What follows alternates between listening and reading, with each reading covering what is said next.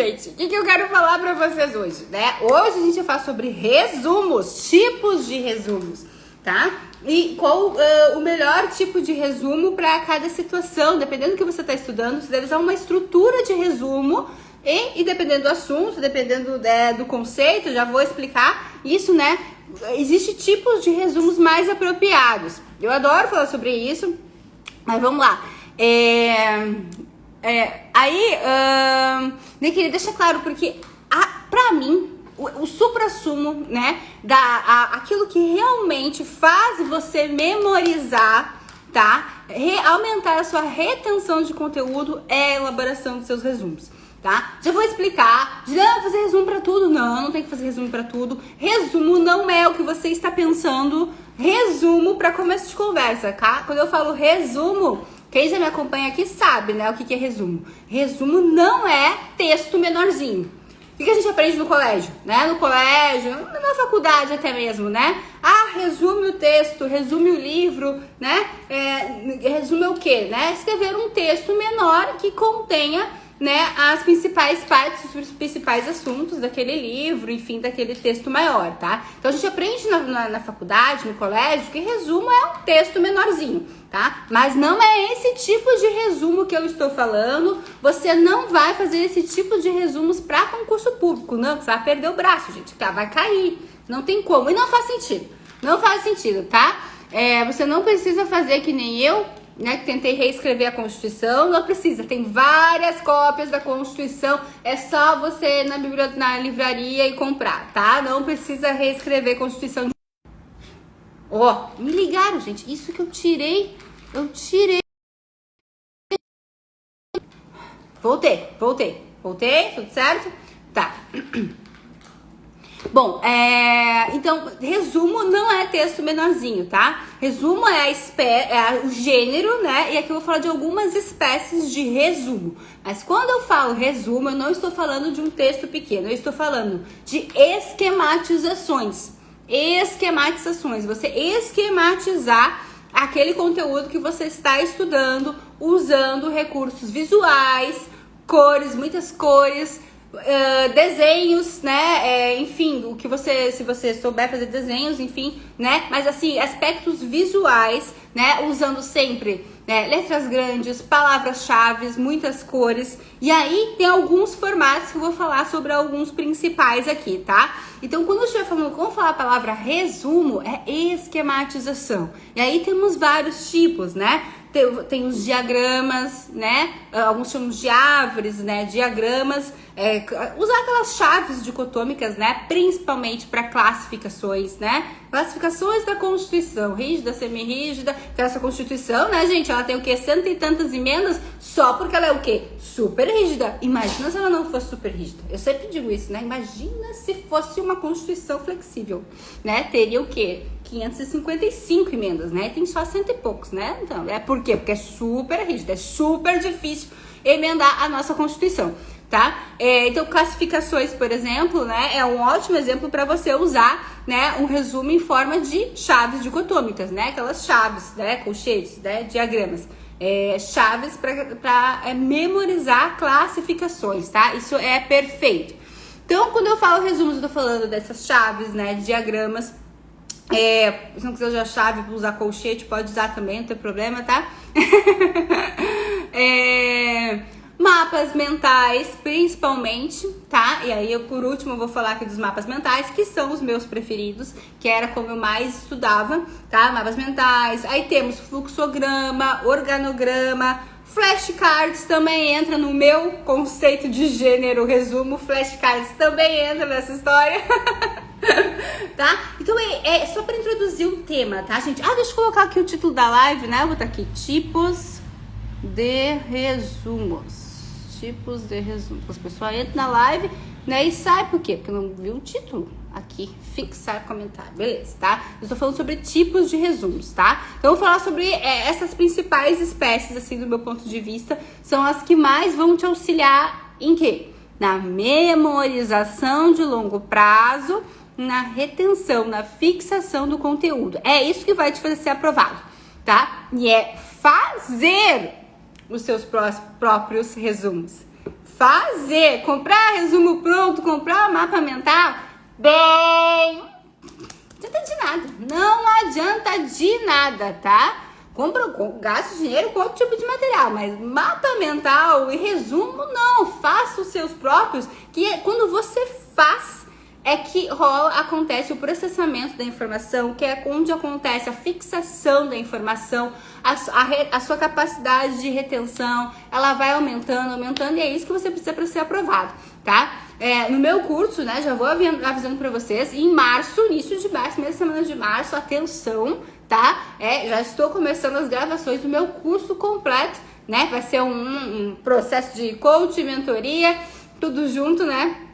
É um curso completo, né? De metodologia para aprovação em concurso, tá? E aí eu te ensino realmente a fazer os seus resumos da melhor forma, né?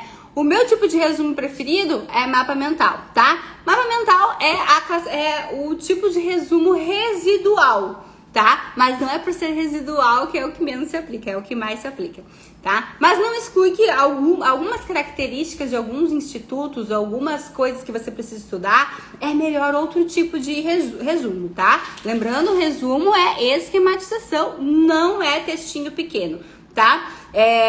E por que não é? Duas coisas que não são interessantes, não ajudam, são muito...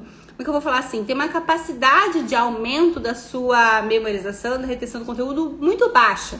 Duas coisas. Fazer resumo no sentido de textinho, né? E pelo mesmo motivo, né?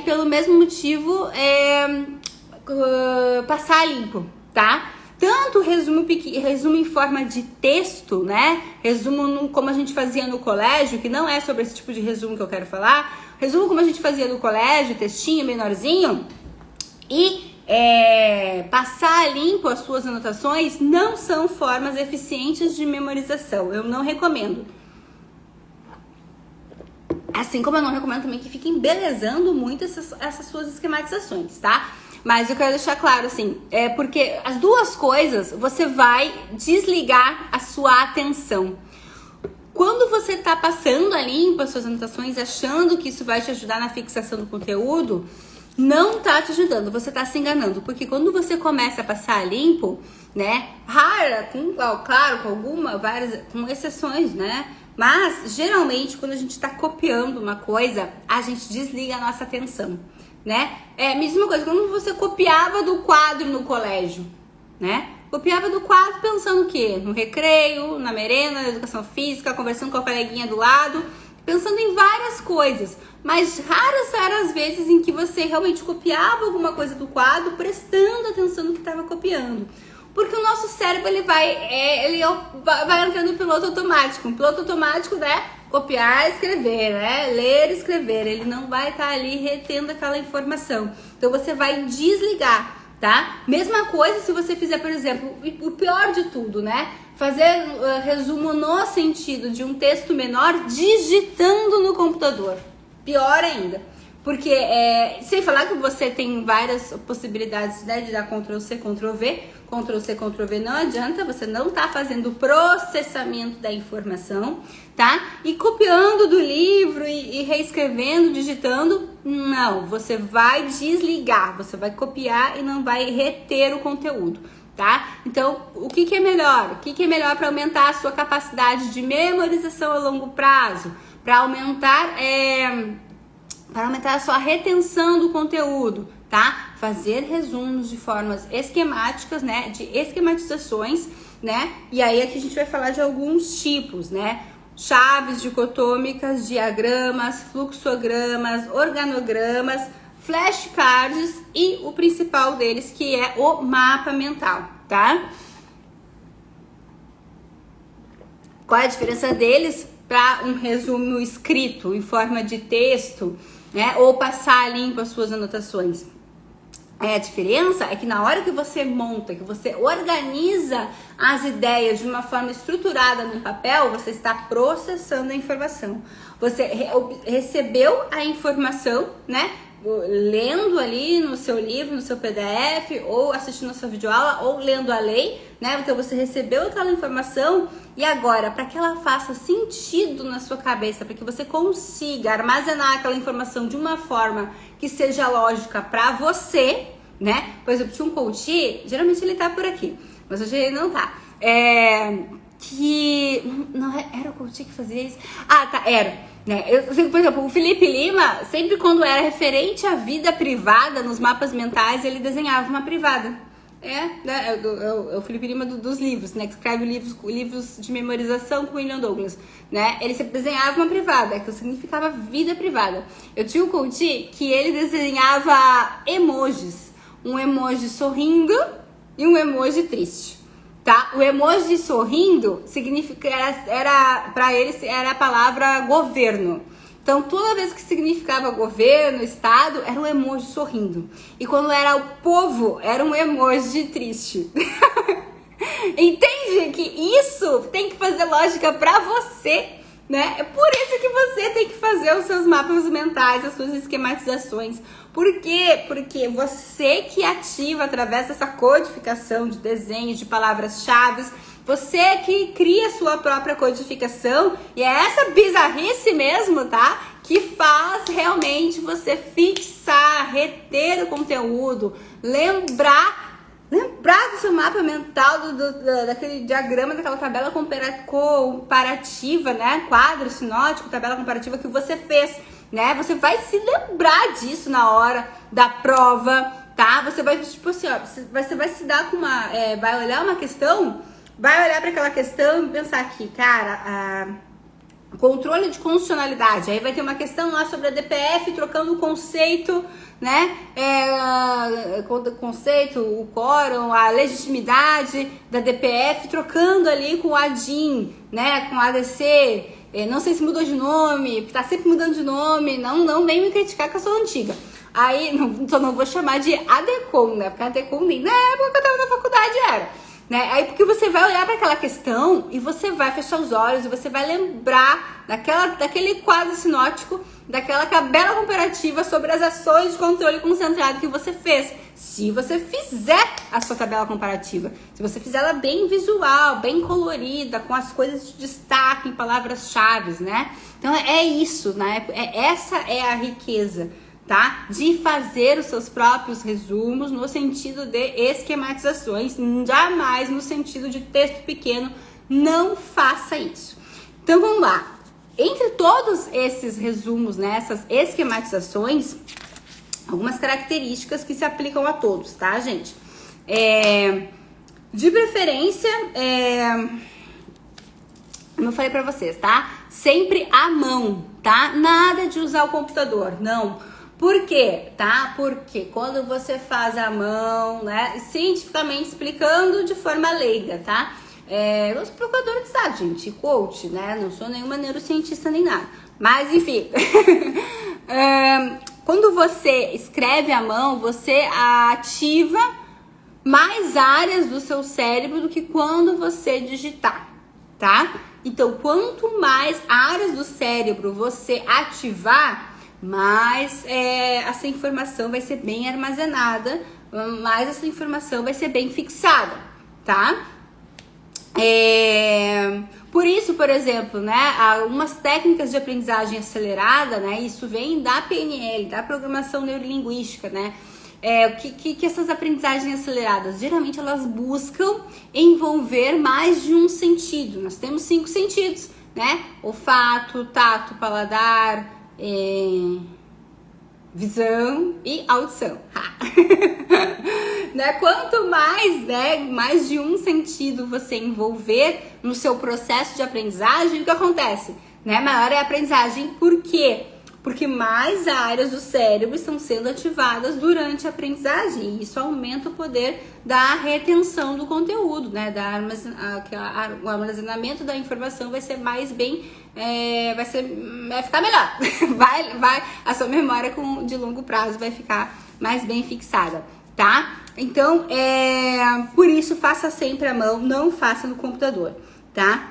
Se, na medida do possível, né, faça desenhos, tá? Faça imagens, né? Eu sei que isso geralmente é mais fácil para os homens, as mulheres geralmente não desenham muito, mas alguma coisinha a gente consegue desenhar, né, gente? Aquela casinha, uma cartinha, um elefantezinho daquele jeito assim, né? Alguma coisa a gente consegue desenhar. Por quê?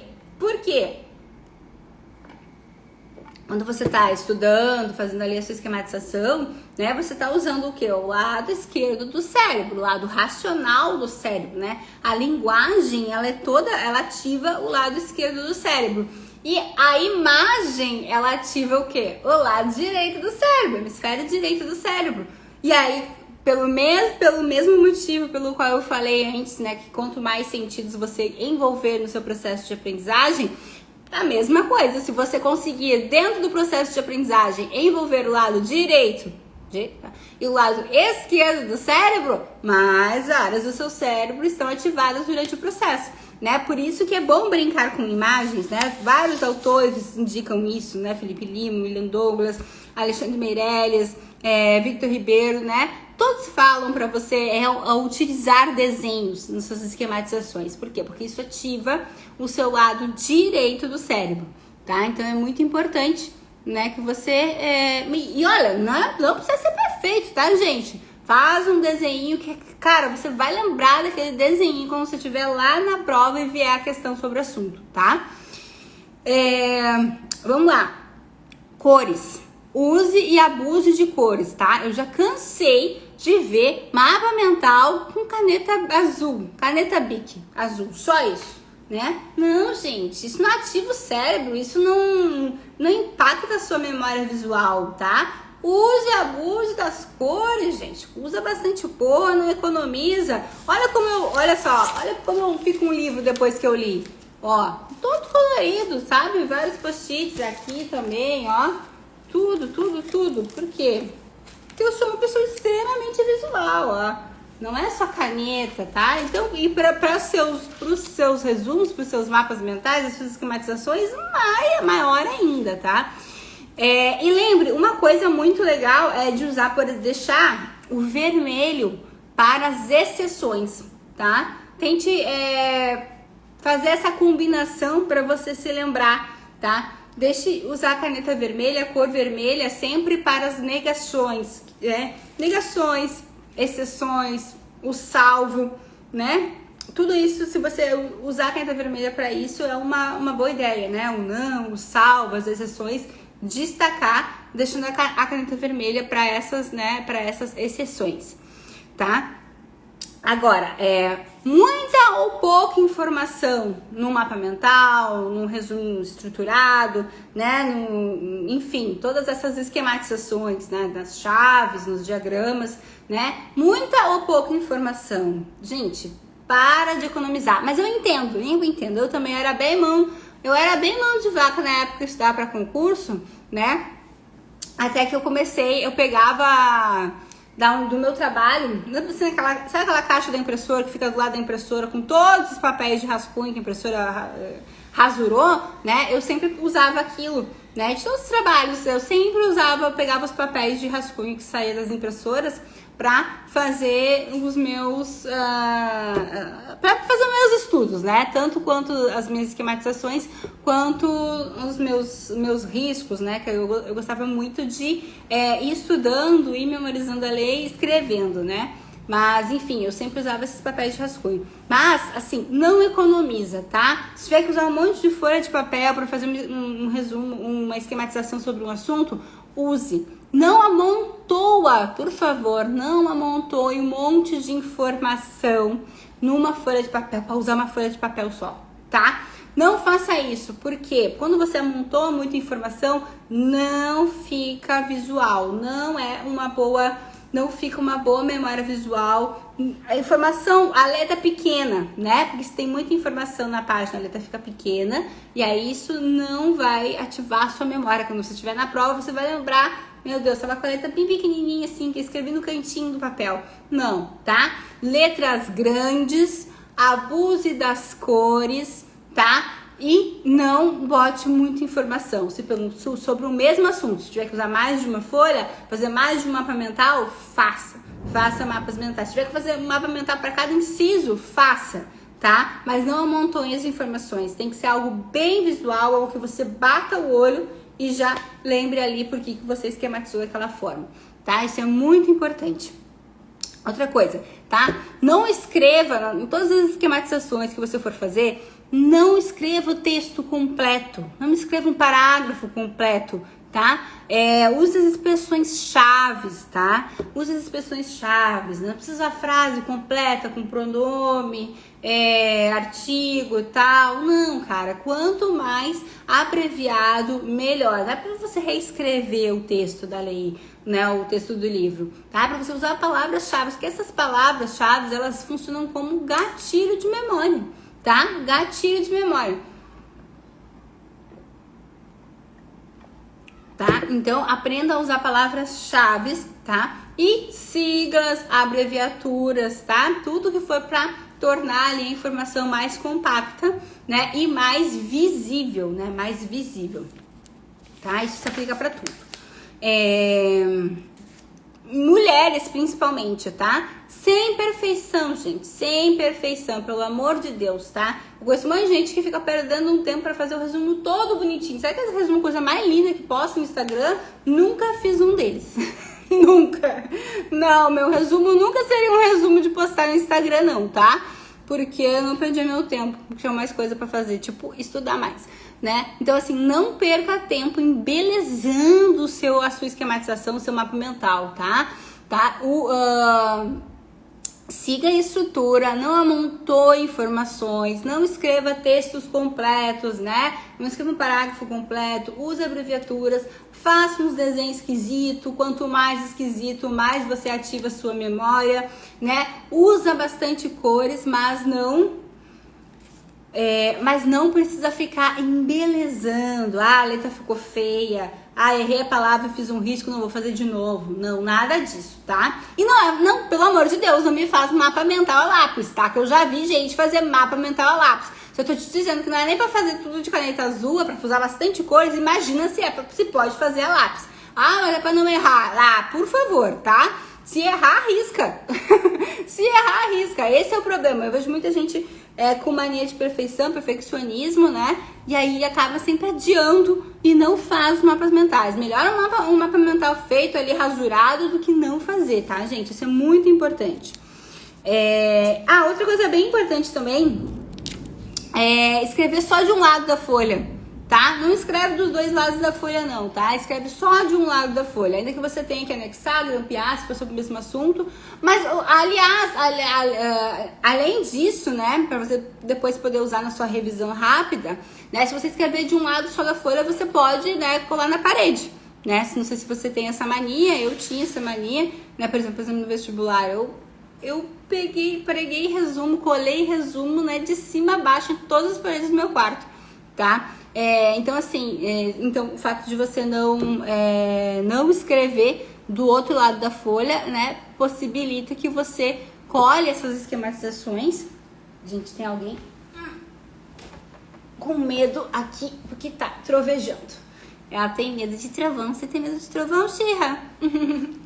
Tá? Então é muito importante. Escreva só de um lado da folha, tá? Tanto para facilitar depois para você revisar, quanto para você colocar esses mapas mentais lindos, maravilhosos na parede. Se é alguma coisa que você tem muita dificuldade, eu recomendo que você faça isso para ativar a sua memória, tá? Bom, então vamos lá, né? O primeiro deles, né? Tá? Essas são as regras gerais que se aplicam a todos eles, tá, gente? Então, o primeiro deles, queria falar aqui sobre as chaves, né? Tanto que pode ser em forma de chaves, né? Aquelas, tá aqui. Bom, pode ser, então, em forma de chaves, né? O que é chaves? Aquelas chave, colchete, né? Essas chaves são essenciais para o quê? Para estudar classificações, tá? Elas são essenciais, elas são super indicadas para o estudo de classificações. Como eu falei para vocês, por exemplo, classificações da Constituição, né? Então,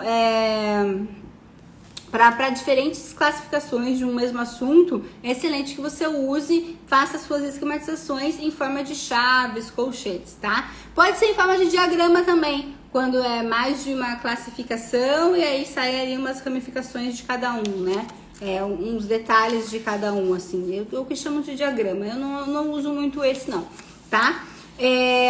Por exemplo, agora, institutos que você precisa comparar, tá? Não tem isso? Tem vários, quando você vai estudando, você vai aprendendo as coisas, você vai perceber, né, fazendo questões, você vai perceber que muitos institutos geralmente são cobrados como? Em forma de comparação com outros institutos semelhantes, né? Por exemplo, as ações de controle de constitucionalidade, né? Quantas são as questões em que se troca ali, né? O objeto de cada uma, a legitimidade de cada uma, né? A competência, enfim, né?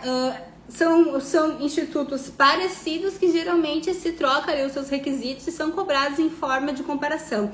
Quando for isso, a melhor coisa que você pode fazer é um quadro comparativo, uma tabela comparativa, um quadro sinótico, né? E estudar esses institutos juntos, evidenciando as suas diferenças, tá? Então, para institutos parecidos, que geralmente são cobrados em comparação, trocando ali as palavras, os requisitos de cada um, é essencial que você faça uma tabela comparativa, né, destacando as diferenças. Quadro sinótico, tabela comparativa, como você quiser chamar, tá? Por exemplo, aval e fiança, né? Algumas características dos títulos de crédito, muitas vezes, né? Isso a gente vê bastante, né? Esses institutos que são cobrados assim, tá? Então é muito importante que você faça isso, tá? Esse é E aí, por exemplo, né?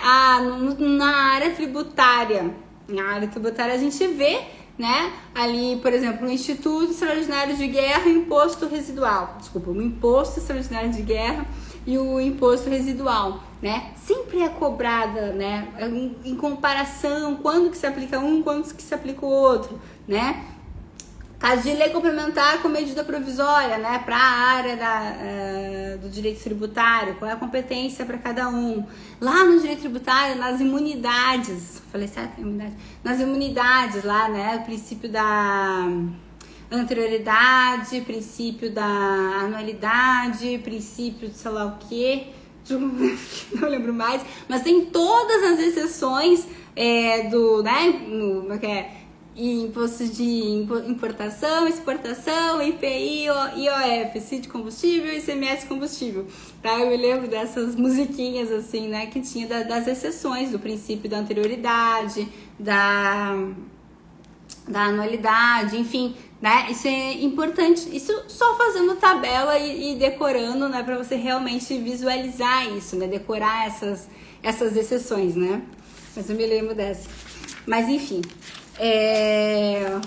um outro tipo de esquematização, né, muito usada são os fluxogramas, tá? Mas o fluxograma, o que é o fluxograma, né? É quando você precisa decorar a ordem, tá? Não precisa só decorar o conteúdo, mas a ordem que os fatos acontecem, tá? É a forma mais indicada quando queremos memorizar uma sucessão de passos a serem seguidos. Olha isso, quando você está precisando decorar uma sucessão de passos a serem seguidos, né? Como, por exemplo, o trâmite da lei, né, o processo legislativo, alguns julgamentos, né, a ordem dos julgamentos, né? Aí, por exemplo, inquérito policial. Inquérito policial é bem interessante você usar um fluxograma, porque tem o passo a passo, tá? Geralmente você vai usar fluxogramas nas matérias de processo, né? Para decorar ali os prazos, para onde vai, para onde não vai, qual recurso que interpõe. E isso você pode fazer através de fluxogramas. Às vezes, muitas vezes é melhor do que um mapa mental,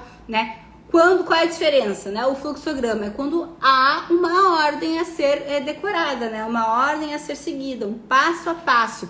E aí, geralmente, né, no fluxograma, às vezes, por exemplo, inquérito policial, né? Quais são os prazos lá do inquérito policial? Depende se é réu preso, réu solto. E isso você pode ir colocando num fluxograma, né? Réu preso, tantos dias, réu solto, tantos dias, né? Para oferecer denúncia, para concluir o relatório, para oferecer denúncia, enfim, né? Tudo isso vai modificando, né? Então, todas as matérias que você precisa decorar um passo a passo em ordem, né? Com prazos e algumas exceções, isso é ideal que você faça um fluxograma, tá? Temos também o organograma, tá? Não é muito usado, mas em algumas situações, né? Por exemplo, a estrutura do Poder Judiciário. Né? Quando é que você vai usar o organograma? Para estudar regimento interno, lei orgânica da PGE, né? Para saber quem é que tá lá em cima, né? Procurador-geral, estrutura da corregedoria, né? Enfim, regimento interno, sempre você tem que decorar ali no mínimo alguma estrutura hierárquica daquele órgão, sabe? Isso é extremamente importante. Aí qual que é o melhor tipo de esquematização a fazer? O organograma, tá? No organograma você organiza, né? Consegue visualizar qualquer ordem hierárquica que você precise decorar, tá? Ali a estrutura de algum órgão. Aí é excelente que você utilize esse tipo de esquematização que é o organograma. Deixa eu ver se tem algum conceito. Basicamente isso, para estrutura de órgãos, tá? E você, nos seus estudos, você vai usar isso praticamente para estudar regimento interno e leis orgânicas. Vai ser muito importante, tá? Organograma. Bom, antes de falar dos mapas mentais, eu queria falar dos flashcards, tá? Flashcards também, a gente pode entrar aí nesse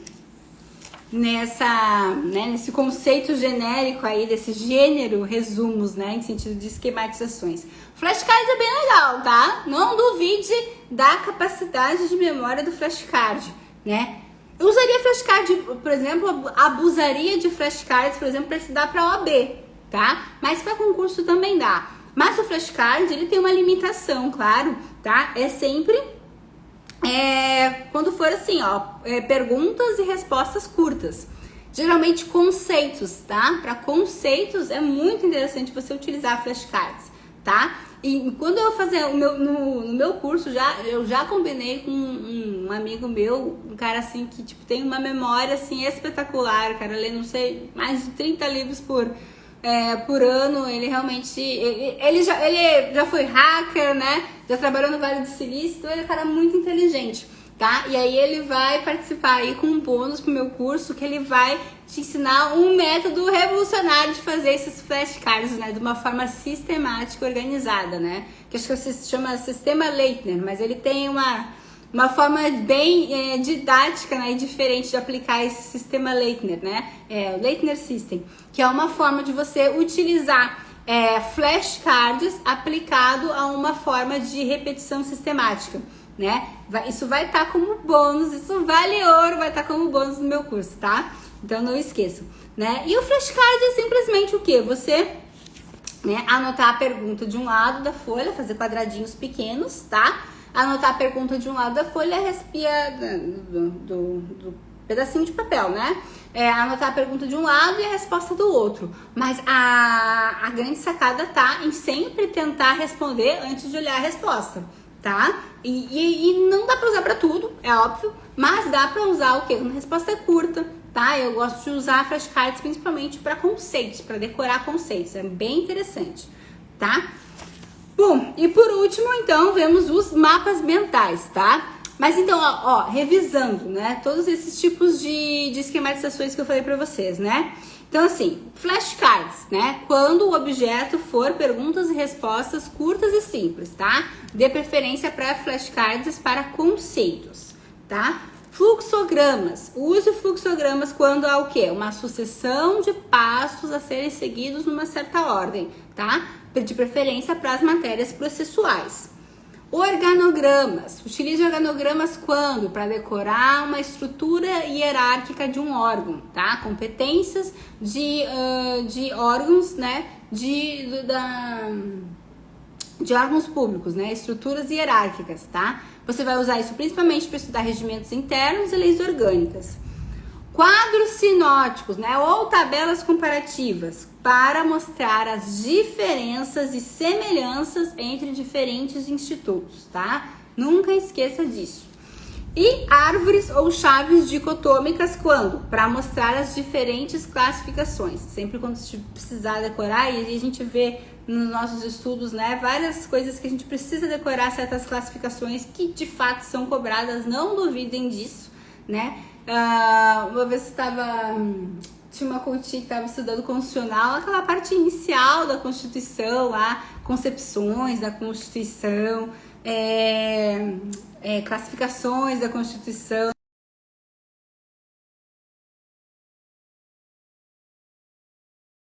Nacional se chama Teoria da Constituição. Uma parte bem teórica, né? Não tem muitos artigos de lei, uma parte bem teórica. E aí ela falou assim, mas eu acho que isso não cai muito, né? Eu só falei pra ela assim, ó, o livrinho lá que eu até tinha dado pra ela, edital sistematizado da Juspod, de procuradorias, que faz lá, mapeia pra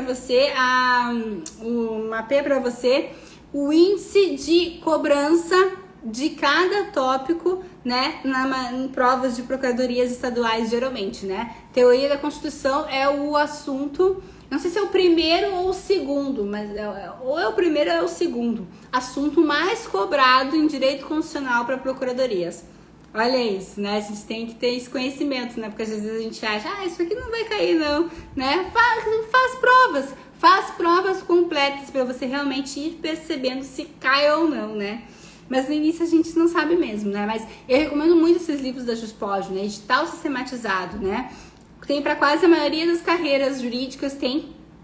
E é excelente, ele faz, né, um mapeamento geral, né, daquela carreira em todo o Brasil, né? O índice, né, de cobrança de cada um dos tópicos dentro de cada matéria. É bem interessante, né? Para você aí focar, né? Começar o seu estudo nessas que são mais cobradas, né? Então é interessante, ao invés de começar pelo edital todo.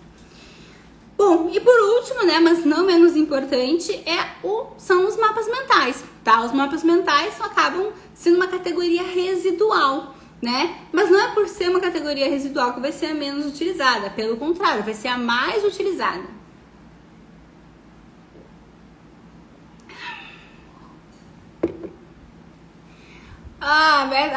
Wilma, métodos de interpretação e princípios de interpretação constitucional é muito chato. É o que despenca, amigo. Despenca. Então, assim, muda essa frase, é muito legal. Declara guerra contra isso. Eu me lembro disso, cara. Interpretação conforme, né? Eu me lembro quanto isso é complicadinho, mas isso despenca em prova para procuradoria, né? Tu para procuradoria. E às vezes é o livro chato que tu tá lendo, né? Um cara que sintetiza muito, que fala muito bem sobre essa parte de direito constitucional é o Marcelo Novellino, né? Marcelo Novellino. Novellino.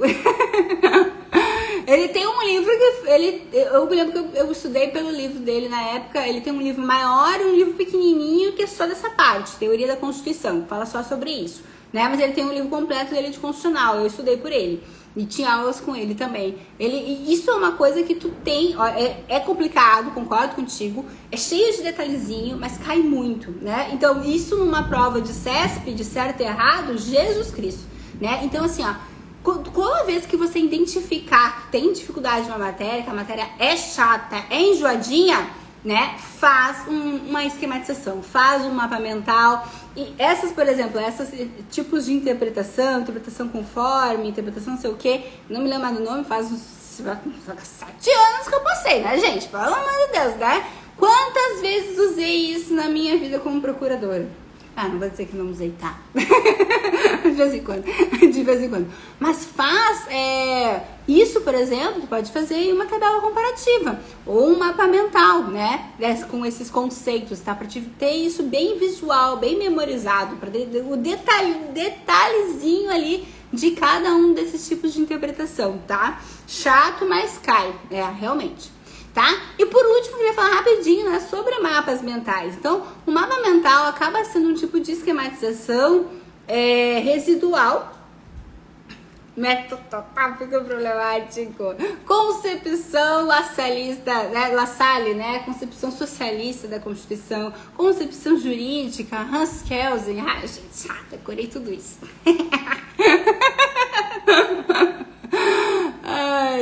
Graças a Deus não tem mais que estudar, mas eu gosto de ajudar vocês. Bom, né? E por fim, os mapas mentais, né? Então, assim, todas essas coisas que não forem nessas situações específicas, todos esses outros tipos de esquemas que eu falei pra vocês, né? Usa mapa mental. Para todo o resto, tá estudando atos administrativos, tem 500 detalhezinhos para estudar, para decorar na matéria de atos administrativos, né? Os atributos do ato administrativo, né? Os elementos do ato administrativo, os tipos de ato administrativo, né? Então escreve atos administrativos no meio, né? O mapa mental, a ideia principal, ela sempre tá no centro. E quando for fazer um mapa mental, usa a folha horizontal, tá? Na horizontal. Não fala mapa mental com a folha vertical, não, tá? De preferência não. Faça em folha de ofício, não faz em folha pautada. Mapa mental em folha de caderno dá vontade de dar um peteleco na orelha da pessoa. Porque fica horrível, tá? Fica horrível, tá? Porque o mapa mental é para trabalhar a memória visual, é para te visualizar, visualizar o negócio, decorar aquela imagem, né, que você vai esquematizar para a hora da prova. Aí tu me faz esse troço numa folha pautada, numa folha de caderno atravessada, com aquele monte de linha, que memória que você vai conseguir fazer ali, né? Então, tem que ser em folha de ofício, sem pauta, tá? Não faz em folha pautada não, mapa mental, tá? Então, as regras iniciais do mapa mental, né? A ideia central no centro, tá, gente? A ideia central no centro. E vai irradiando do centro para as pontas as classificações, enfim, tudo que gira em torno daquele assunto que você quer colocar ali de informações do seu mapa mental, tá? Importante. O que falar importante? Se tiver uma ordem daquilo que você estiver escrevendo, de preferência, faça no sentido horário as informações, no mapa mental, faça no sentido horário, né? E o porquê que o mapa mental ele tem que ser assim, do centro, né, para as pontas, né, irradiando para as pontas. E aí, o motivo pelo qual o mapa mental é assim, é o motivo pelo qual o mapa mental é o tipo de esquematização com maior capacidade de memorização, que vai te dar uma memória, uma retenção do conteúdo maior do que os outros. Por quê? Por quê? Justamente porque ele é isso. O fato da ideia principal estar no centro e ela irradiando, ela espelha a forma como as informações são transmitidas no nosso cérebro. Através de quem? Quem, né? As células cerebrais, que são os neurônios, tá? Então, é por isso, tá? É por isso que o mapa mental, ele tem essa maior capacidade de te gerar uma memória de longo prazo mais bem... tô péssima, né? Melhor consolidada, né? Ô procuradora! Né? Bem, para você realmente consolidar, armazenar bem aquela informação, tá? Por quê? Porque a forma como você faz o mapa mental espelha a forma como os neurônios transmitem as informações no seu cérebro, tá? Porque o neurônio, ele é composto do núcleo e os dendritos. E as informações, elas são passadas de um neurônio para o outro através de impulso elétrico, tá? Através de impulso elétrico, né? Que vem do centro para fora, né? Então, quando você faz um mapa mental com a ideia principal no centro, né? E fazendo ali as ramificações com as informações que gravitam em torno daquele assunto, você está espelhando a forma como as informações são transmitidas e armazenadas dentro do seu cérebro, que é a forma como os neurônios armazenam e transmitem as informações, tá? Então, por isso que o mapa mental, ele é melhor, eu acredito, né? Claro que em algumas situações mais específicas você pode usar esses outros tipos de esquematizações, mas para todo o resto, use o mapa mental e seja feliz!